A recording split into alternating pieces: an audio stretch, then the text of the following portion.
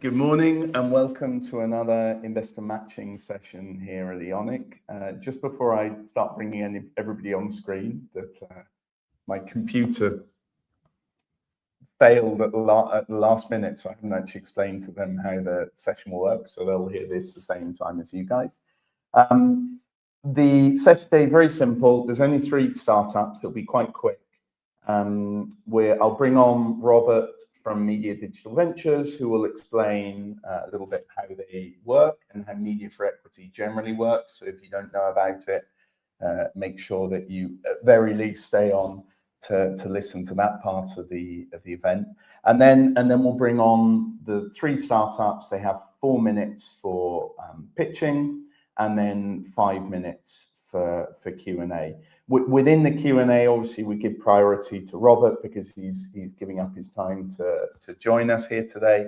But if anybody in the audience has a question, please feel free to fire away on LinkedIn. Same goes for, I guess, for Media for Equity at the very beginning when Robert's explaining how it goes, because I know not everybody is completely up with how it works, the budgets required, what the sort of how the whole operation runs generally.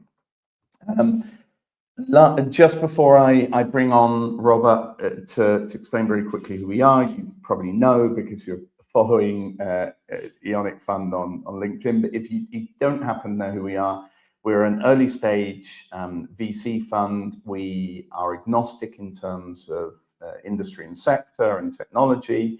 We only invest, however, in founders based in Spain and in startups where we feel that we can add value. We're not just a financial investor per se. We actually want to get involved and row the boat together, as it were. We haven't got much time for that, so we do it at a very much a sort of an old-fashioned Spanish grandparent type thing. You know, you got 10 kids and 100 grandkids. But we do try to support the startups as much as possible, and one of the ways we do that is with community. So things like this, where 2 of the startups are presenting today are investees already. One of them is on our deal flow process, our analysis process, and then within obviously the team itself, there's 7 of us there to support the startups on the day-to-day.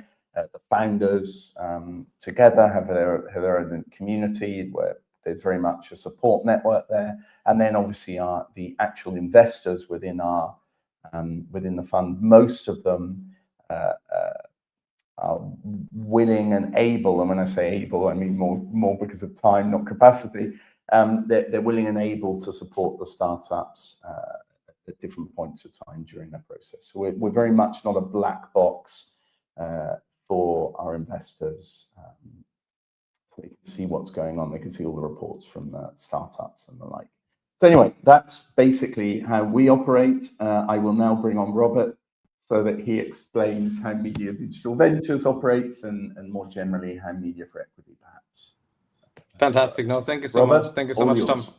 Yeah, thank you so much, Tom, for the invitation. Much appreciated. So happy to tell you a little bit about Media Digital Ventures. So we're essentially a venture capital fund with a focus on media for equity investments. I'm not sure if you're familiar with media for equity investments, because it's a very specialized investment and financing model, but we don't invest cash in exchange for an equity stake in companies, but rather media budget or media assets in exchange for an equity stake in companies. And that essentially means that we collaborate pretty closely with media companies and media corporations across television, radio, podcasts, out of home, influencer marketing, and AI to kind of cover all different, let's say, brand marketing opportunities. Currently, we also operate very closely with the 2 biggest private television stations in Spain. With them, we cover around 40 million viewership, 65% screen quota. So essentially, if these companies co-invest with us, we can invest between 1 and 5 million euros of media capital in companies. In addition, we also focus on influencer marketing for equity. There we collaborate with a company called Team Heretics, which covers e-gaming and lifestyle opportunities. And they have around 120 million followers on their platform. So there we can basically deploy different types of influencers, micro-influencers as well as medium-sized influencers to basically promote and structure products on the platform and deploy them across, for example, YouTube, TikTok, and also Instagram. And there we invest between 100K up to 1 million euros in media capital. And generally speaking, Media Digital Ventures was founded by Ventures back in 2013. And we have always invested a lot into, let's say, strong consumer brands. For example, we funded companies like Glovo, like Wallapop, I mean, big Spanish companies nowadays. And currently in the portfolio, we have Impress, Taxdown, Mundimoto. So as you can see, many platforms that focus very much on, let's say, strong consumer opportunities. So everything between e-commerce, marketplace, and consumer subscription opportunities are very much fair game for us. And we like to invest in, let's say, late seed companies, but usually also Series A to Series C companies. And we participate very much in funding rounds, as typical VCs do. But between funding rounds, we invest also in form of convertible notes into companies. And I guess the most important thing to say is the way we operate basically as a media for equity fund is basically like a mixture between a VC fund and a media agency on the one hand. So on the VC fund side, we basically operate like a typical venture capital fund with, the deal sourcing, the investment analysis, the due diligence, the portfolio management on that side. But on the media agency side, we definitely work, let's say, by focusing also on the negotiation, on the strategy, on the campaign planning as well, to really support companies, making sure that we can, grow their revenues, grow their traffic, and build a very strong brand on that side. And that's basically us in a brief nutshell. One question. So I just come off a call with one of our investees, not one of the ones presenting today. And they were talking about an agency that they're working with in Austria who has a media for equity arm. And I said to them, and I'll put you in touch with them after this event. But I said to them that my understanding is that there's a sort of a European, if not global, network for this, and that you can offer the same terms of media for equity in Austria as you can in Spain. Is that correct? I mean, it's difficult to say if we can offer the same terms, basically, but you're right. We have definitely a strong network across Europe and also across Spain, given that the whole media for equity space is actually quite small, right? If you have, let's say, thousands of VCs out there with basically just a handful, maybe 10 or 15 of media for equity funds out there. So there's definitely a strong network, and we collaborate with each other. So that's definitely true. But on the terms, I don't know exactly if that's something we can. Okay. Yeah. Well, I guess it depends on a media by media basis, but I think that's important, as you say. There's a small number, so theoretically there's a great incentive to working together to exactly. make sure that the companies get international exposure. Exactly. And it's also very important because, for example, if we speak to companies in Spain that want to do, let's say, Spanish media for equity, it's very interesting to obviously help them with our, let's say, media network in Spain. But many of them, they say, well, we operate in Spain, but we want to, for example, move out to Germany, move out to Switzerland and different other countries. So it's great to also have this network to say we can also support you in that growth path to other countries and really help them kind of, increase revenues, traffic, and build a strong, let's say, category leading brand out there. Okay, perfect. Okay, well, with that, without more ado, I'll bring on Alfonso from Sincrolab. Alfonso, if you could start sharing your screen, and then it will be seamless, or more or less, when you're on. You're muted right now, and I can't see your screen. Yeah. Good morning. Sorry. No worries.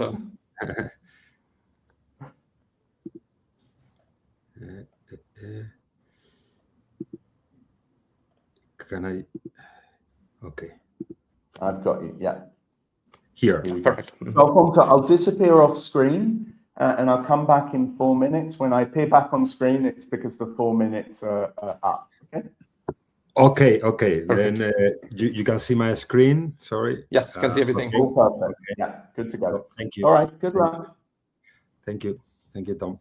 Well, I am the co-founder of Sincrolab. Sincrolab is a brain digital pharma. We develop digital treatments to treat cognitive diseases.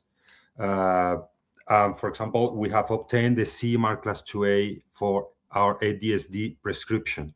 So basically, it's like a kind of drug, but digital. Okay, we are one of the first in Europe obtaining this kind of mark for a psychological, for a cognitive disease, and the first in Spain. So the problem, you probably know, access to mental health is super expensive in terms of side effects, time and energy, and economics. So that means that a lot of people is not treated at all or not treated properly, which make a huge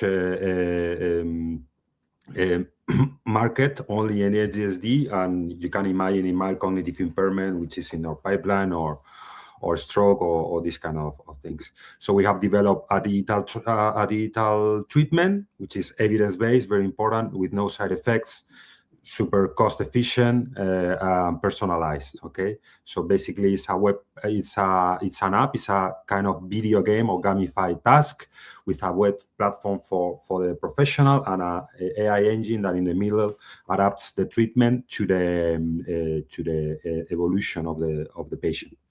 Basically, we have a therapist platform, parents platform, because we focus mainly in kids, but also in adults, and the treatment of the patient. As I told you, first CE mark class 2A for ADSD in kids. With evidence, we show that we are better than the normal drug, let's say, with also no side effects. So compared to our competitors, we have more scientific evidence and more regulation, which is a huge moat.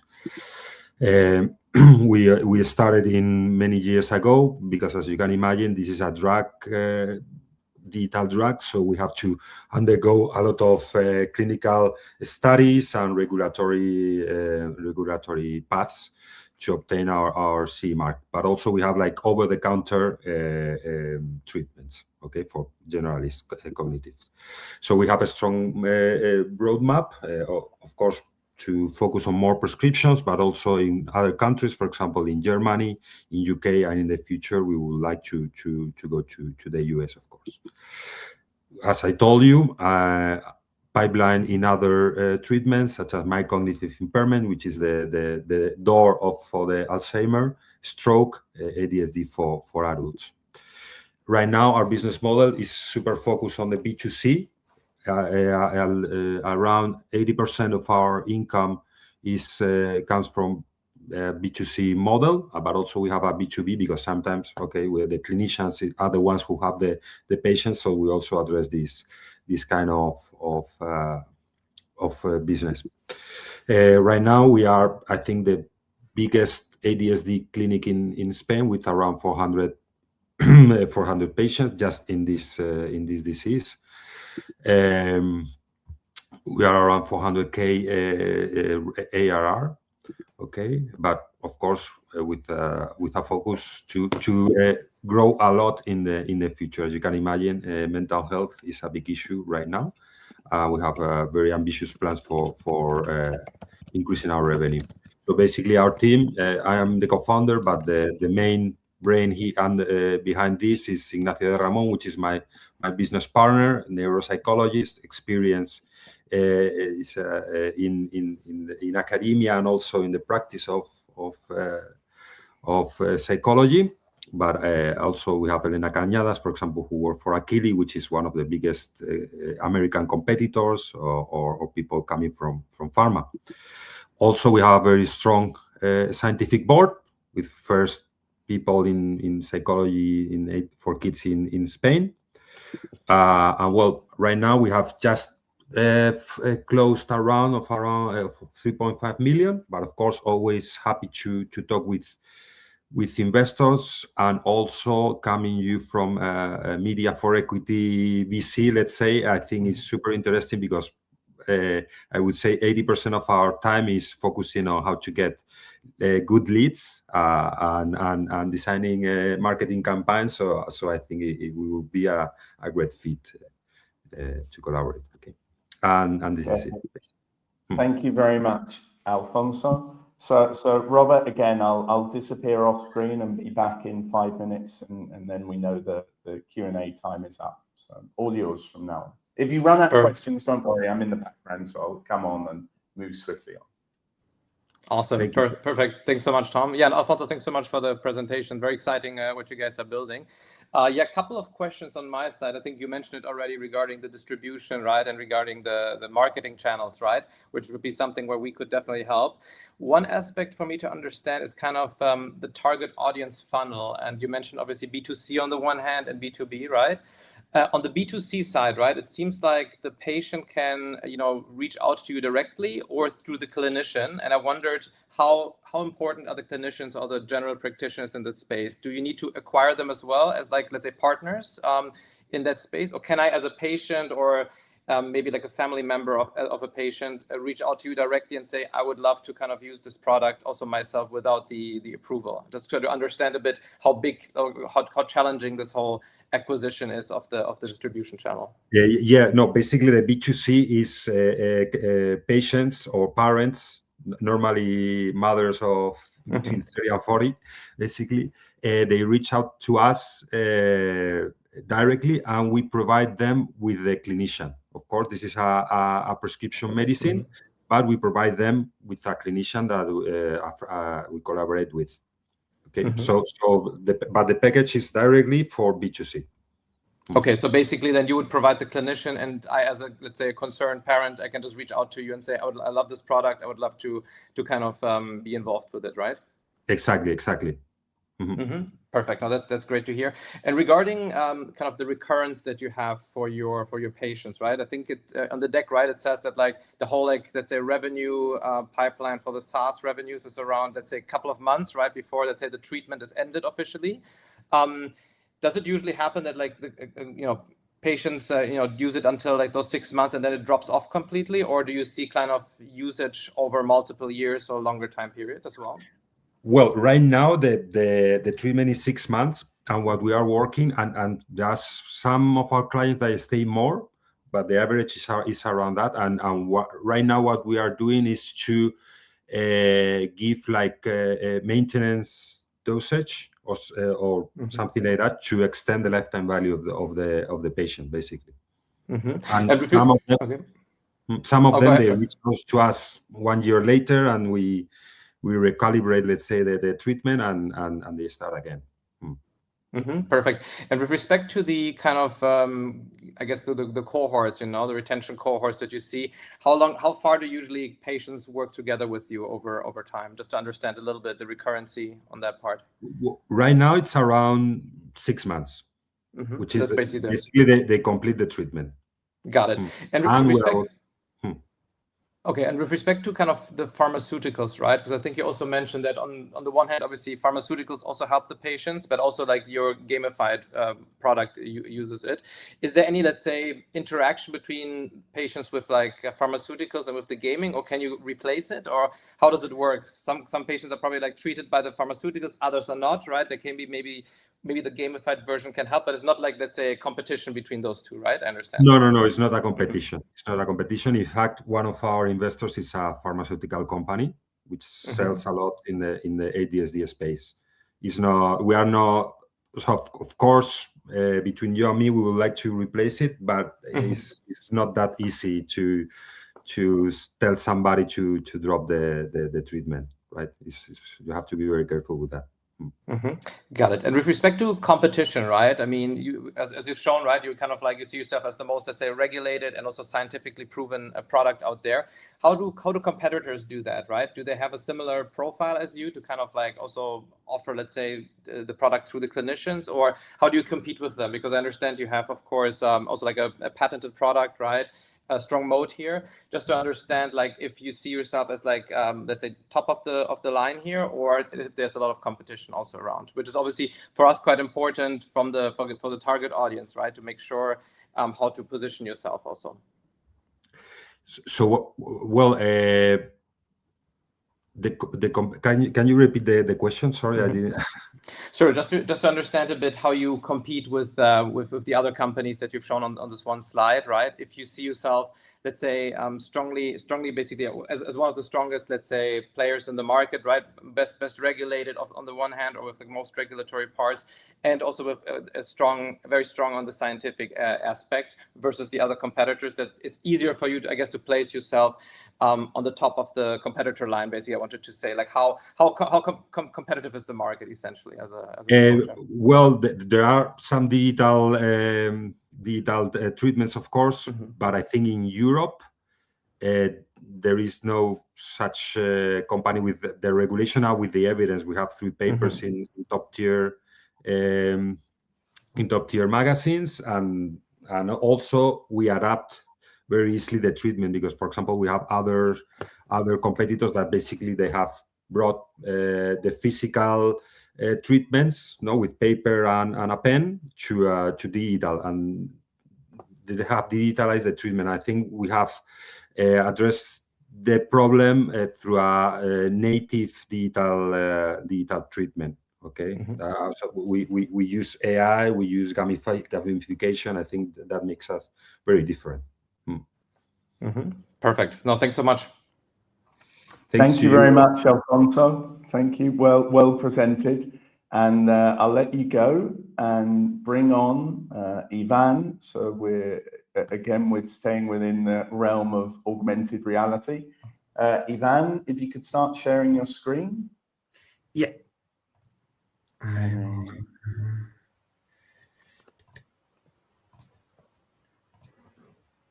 I'm here. Do you see? No, not yet. Not yet. Let's see now. Okay, I'm going to share all the screen because I want to show the product too that I have here. So, perfect. Got it now. Now. Okay, all yours. As with Alfonso, I'll be back in 4 minutes. When you see me appear back on screen, it's time's up. Okay, good luck. Okay, we operate in the market of holograms. We create new content in new format. Right now, in social media, in TV, even in real shows, they have a problem for recording and for giving to the fans or to the people interested in the show content in the right way, or in a way that they can interact with it. So with our technology, we can create that digital, not 2D recording, 3D recordings, give them the option to interact with the content, not only in shows, in social media, in real events, for probably, for example, taking photos with players in a football game.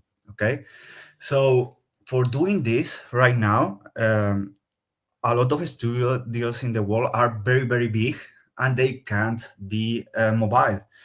Our great advantage is we can put the studio in one city only in 3 hours, and all our software and all our hardware, or hardware that they can obtain, is always mobile. So in that way, we can offer a real interacting content, and fans can enjoy in other way. Not only in social media, all our content is compatible with all 3D engines, even with video games. For example, right now we are launching, even with Techneretics we are talking to, we are launching a video game based in La Velada del Año of eBay influencers, boxing night, where people only with one photo, all the kids that are interested in play, only with one photo, in 5 minutes, can be a character inside the game, and they can just play controlling themselves inside the game. you can see this in a real way. We have this example here. It's just one photo. Even it's not important the environment of the photo. We can just in only 3-4 minutes make them being inside the game very, very, very in a hyper-realistic way, only with one photo. Not only we are able to do this kind of things, now our technology is very, very mature. So, for example, this week we have a great opportunity with Untitled, one of the biggest human resource for directive human resource in Spain, and also is operating in 64 countries. And what they want is make all the hiring process more easy, and for that they need virtual avatars, but hyper realistic, like human avatars, make the interviews to the people that want to apply to our offer. So in the way that we can build the 3D people, 3D digital hologram, we can integrate in many experiences, not only in entertainment, like what we are focusing. Even we have opportunities in many sectors that are demanding this kind of technology. Another thing that we have good is very big companies are interested in us. We have worked with Telefónica, with Orange, with Huawei, Spanish national team, football team, many first division team in Spain. We are talking with some basketball teams in USA. Right now, our technology is so mature that we have one of the biggest and better ecosystem in the world.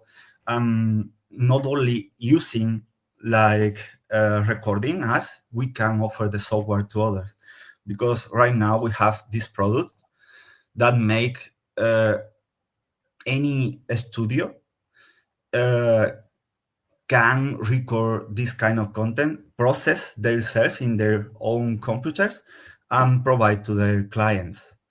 We have the option to capture all just in 3D. It's a normal 3D space. When someone is inside the space, they can see the person in 3D and just record them and create very easy in post-production way in many formats. Avatar, volumetric video, Gaussian splattering avatar, Gaussian splattering video, even reading the character, and they can in our editor, they can create new pieces for advertising, for social media, but 3D pieces, 3D content, just for share with all the people or fans that they have. So right now we have the biggest the most easy ecosystem, mobile ecosystem in all the world. Ivan, you haven't seen me because you're on full screen, but you hit 4 minutes a little while ago. So what I'll do, I'll take off your screen, and Robert can ask anything that's been missing from your presentation in his questions, and that way we keep it moving swiftly on, if you don't mind. Just before you do that, Robert, if you don't mind, Alfonso, that I can still see here in the backstage, there's a question that came in for you. It arrived just as I took you off screen, so it arrived just too late. If you wouldn't mind answering on LinkedIn to Pelaya. Okay. It was about AI for predictive and diagnostics or behavior tracking.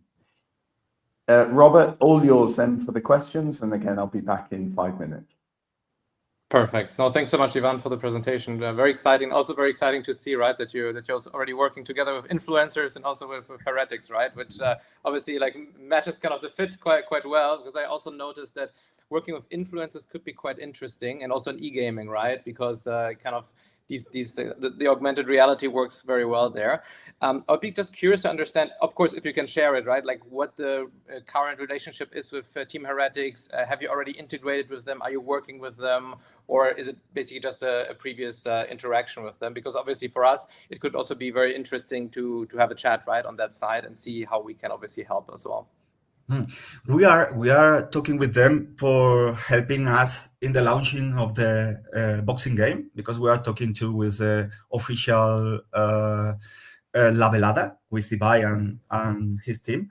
So this game is very focused in people, in fans.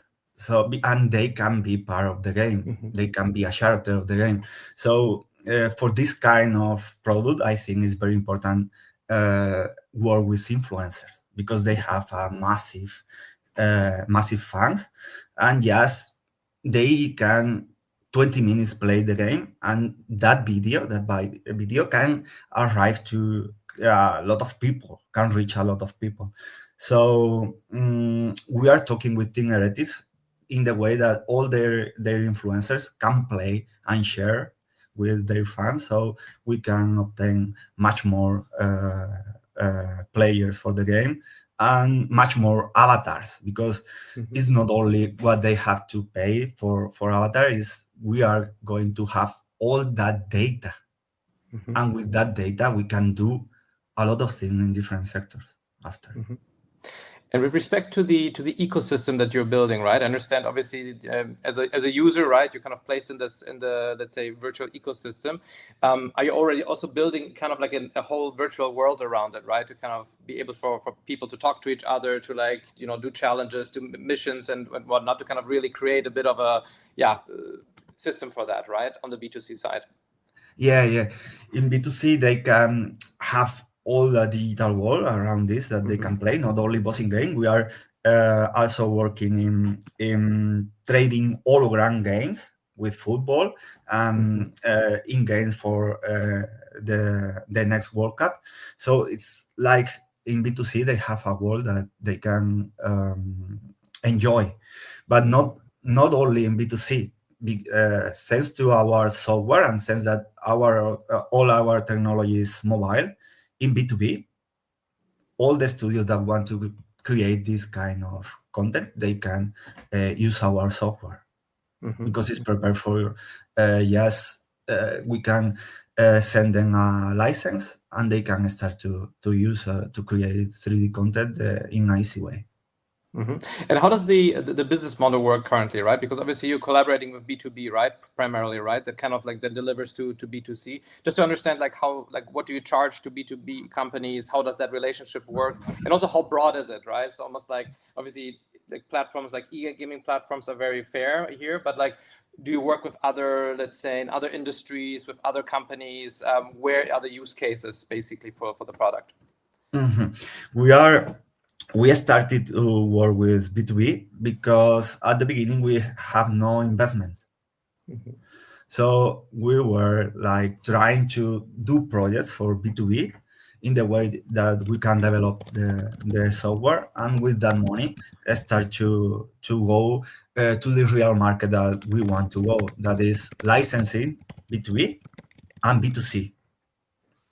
So right now we are doing that way. Now we go with this game B2C, and we have all ready for the B2B licensing of our software.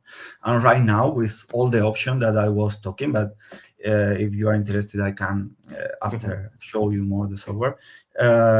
We are the more complete ecosystem of 3D in the world right now. So the sector that we are working, we are very, very focused in entertainment, but we receive from other sectors some kind of opportunities that we don't develop mainly, but they sometimes they give us some developers for start to do in their sectors. For example, e-commerce for try on.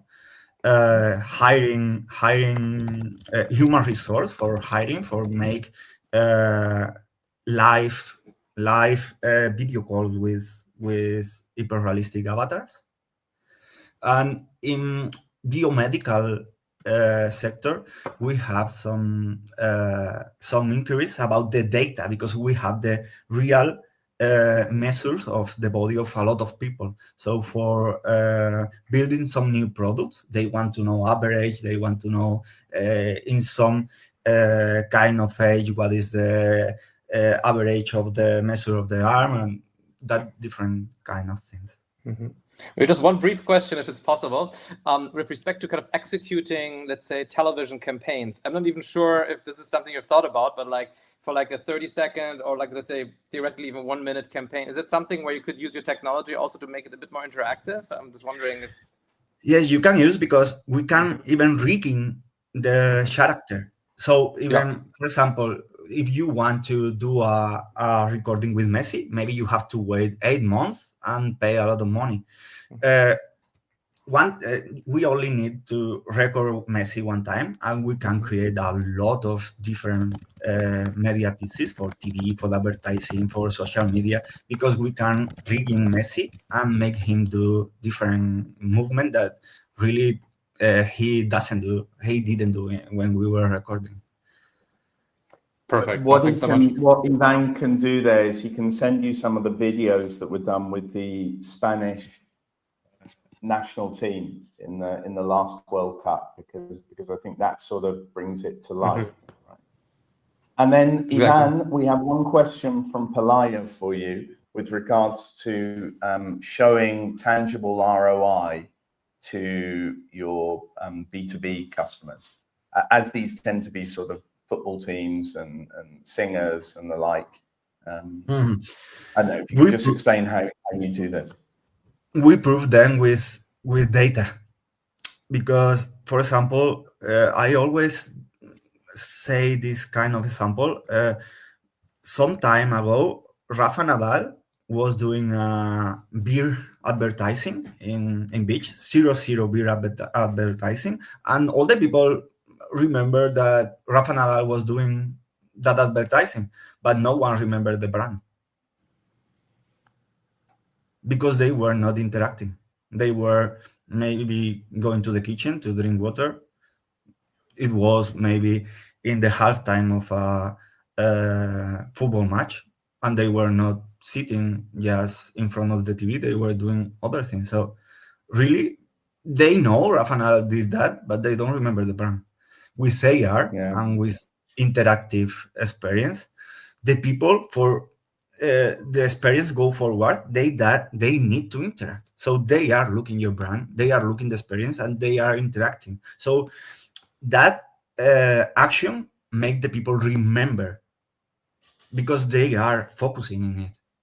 So actually, that is important. That you could even do something cool there, and if it were a particular brand of beer, you could do an AR video where you're going cheers to Rafa Nadal on your sofa, but obviously then you want to use the same brand of beer as being used in the advert or something of that nature. That could be okay, got it. I hope that answers the question for Pelaya. And thank you very much, Ivan. And with that, we'll let you go. And I'll bring on Alberto. We're jumping now from augmented reality to comparison software. But Alberto, all yours. If you could start sharing your screen, and I'll add it in. Yeah. 1 second. Yeah, can you see it now? I've got it here. Perfect. Yes. I'll same as the others. I'll disappear off, and when you see me back on screen, it's the 4 minutes is up. Okay. Good luck. Brilliant. Thank you, Tom, and hi, Robert. So, to give you context, we are working in the utility services in the Spanish market so far. We want to internationalize, and we focus on an issue that every one of us have faced, which is having to deal with your utility companies.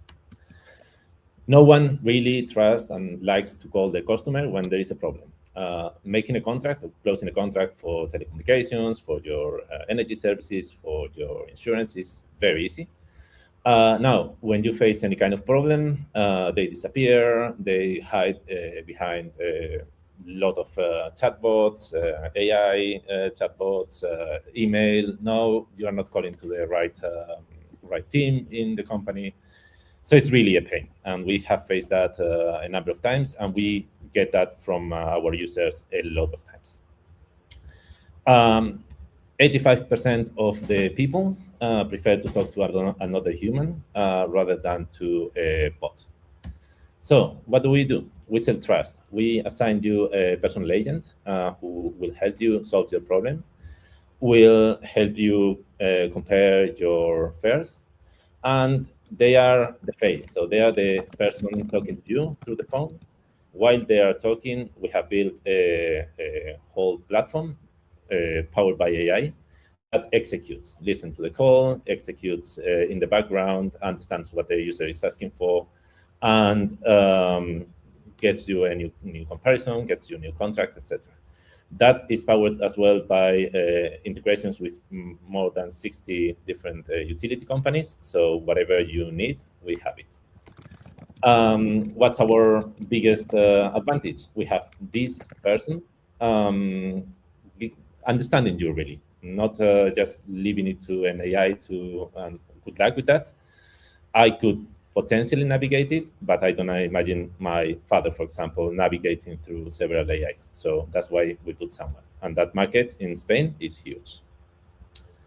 This is our business model. So we work with energy brokers. So we are an energy broker. We are an insurance broker. We have 3 mobile network operators, virtual mobile network operators. So we can offer you the 3 different networks in Spain.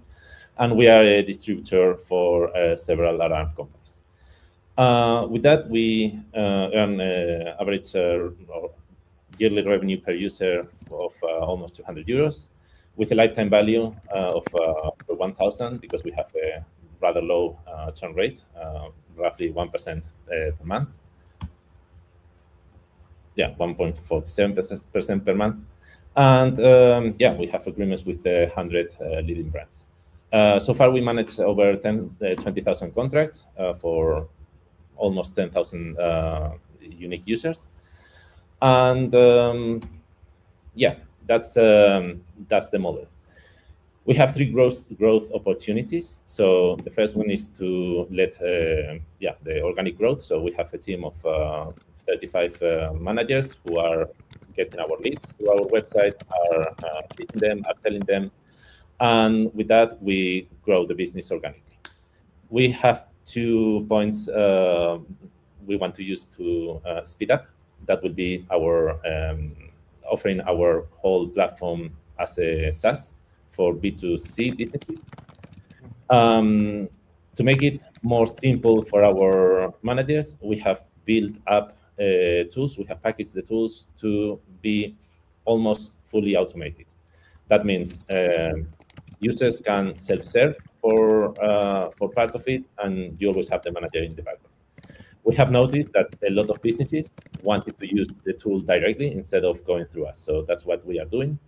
We are opening it to the likes of small main street commerces, like, I don't know, coffee shop.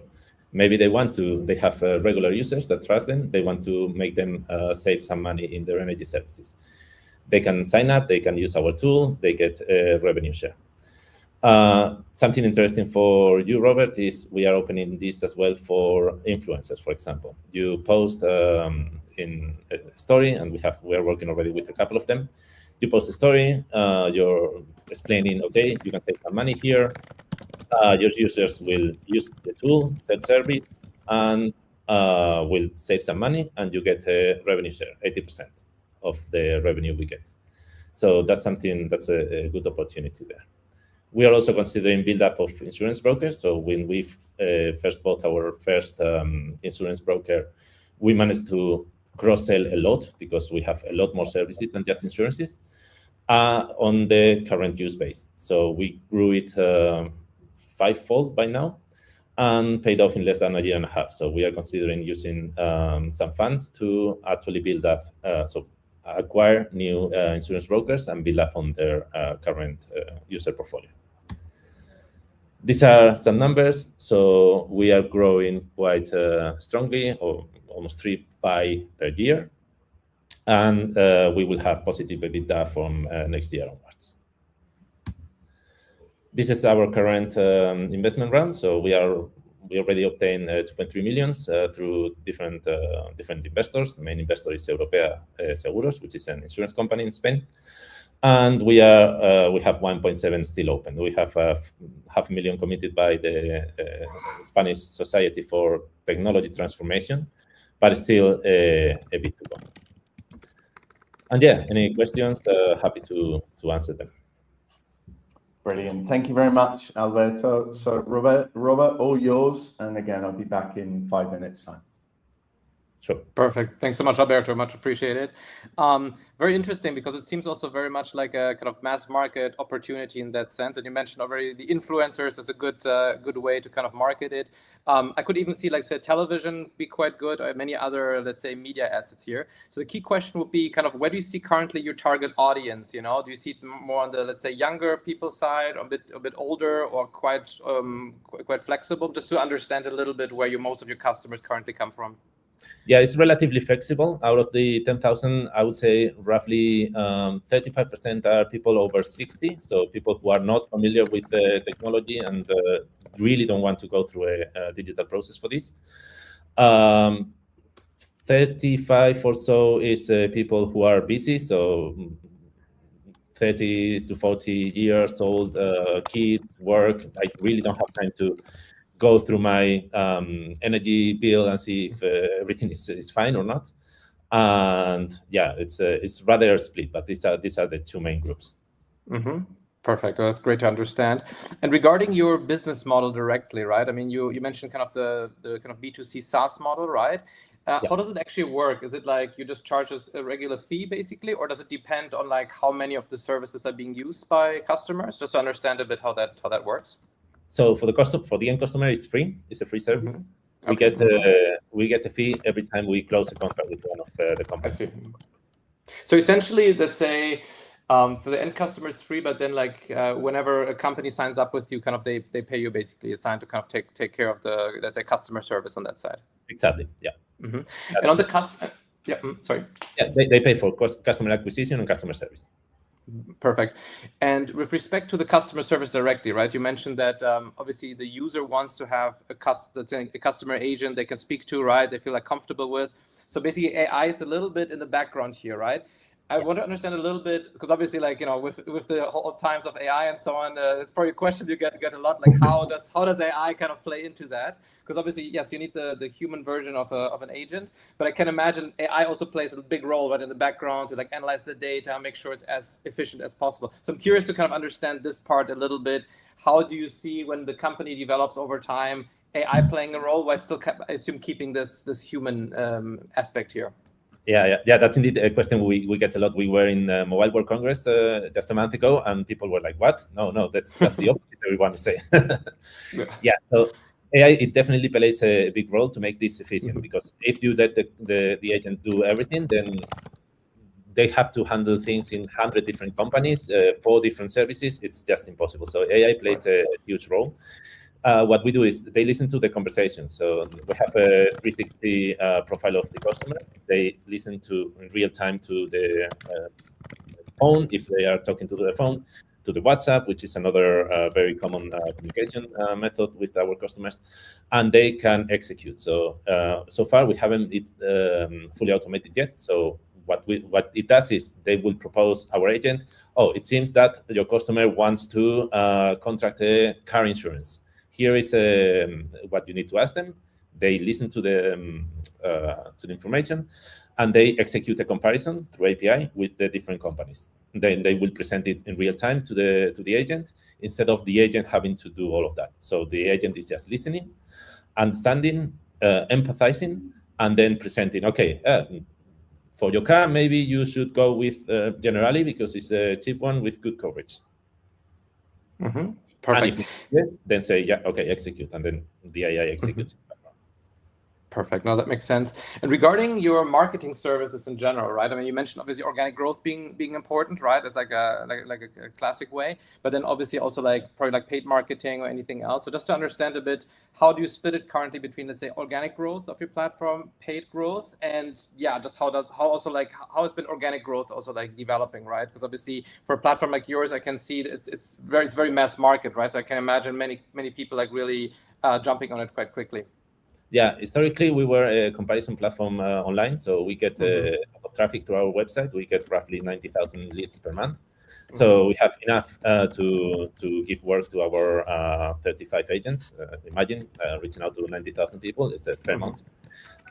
So we want to use inorganic growth with this collaboration model. So put in somebody else. If you are interested, you can use our tool. You can become a RAMS agent, and you can sell it to your customers. So that's where the inorganic growth comes from, and that's why we want to use services such as. Perfect. And with respect to kind of retention rates, right? I mean, you obviously showed, let's say, churn rate is very low, right, for you guys. But just to understand, let's say, retention rates over a longer period of time, let's say people that sign up for it, right? People that stay with you across different distributors, different B2B companies that you have, just understand like the retention rates that you see over 6 months, over 12 months, and how strong they are currently to kind of show like how strong the product is. Yeah, the product has been live for over 2 years now. So we started January 2024, and that churn rate is an average throughout the 2 years. So that's the churn rate. The churn rate considers we have automation when it comes the renewal time for your services. We calculate if the renewal makes sense for you. Otherwise, we reach out to you proactively to switch you over. So we are on top of it, and that's why even if the company will screw you up and the churn will go down or will go up because you are not happy with your contract anymore, we noticed that before. We keep you in the RAMS environment. Right. And do you know how many people actually like reactivate their contracts when it's over?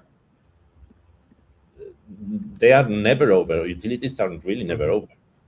So you just get renewals. So sorry, just maybe you misunderstand. Like when the kind of the contract like ends, basically, that they kind of renew it, or when it kind of starts to reactivate again. Just to understand if most of them kind of convert anyway, or just to understand like how high this number is. So if we are brokering your contracts, you are our customer. So while you have a contract through us, you are still there, and you don't cancel contracts such as ours. You switch over to another provider, that's possible. But you don't cancel your energy service because you will have no power in your house. Got it. So it basically stays pretty much always on track because you need kind of the service anyway, right? So you either switch to you or you go to maybe a different, let's say, provider outside of your network, right? If must be. Yeah, exactly. That happens with some specific providers. We don't have agreement, like for example, for telco companies. That happens. We lost a bit down there, but that's the 1.4% per month. Got it. Okay, perfect. Thanks so much. Sure. Brilliant. Thank you, guys. Well, with that, we bring it to a close. Ivan's still connected, so I'll bring him on screen to say goodbye to everyone. So, Robert, thank you very much for your time, and Alfonso is too, so I'll bring him on screen as well. Thank you very much for your time, Robert. I hope you found it interesting. You've got the contact details of the founders on your on the meeting invite. But if you need anything from us, please let me know. And guys, Alberto, Alfonso, Ivan, thank you very much for your time. And I hope it works out interesting and useful. Well, I hope it's been interesting for everyone. I hope it works out fructiferous and useful for everyone. Perfect. Thanks so much, guys. It was very super interesting. Thank you very much. Thank you. Have a great weekend. Bye. Bye-bye. All right.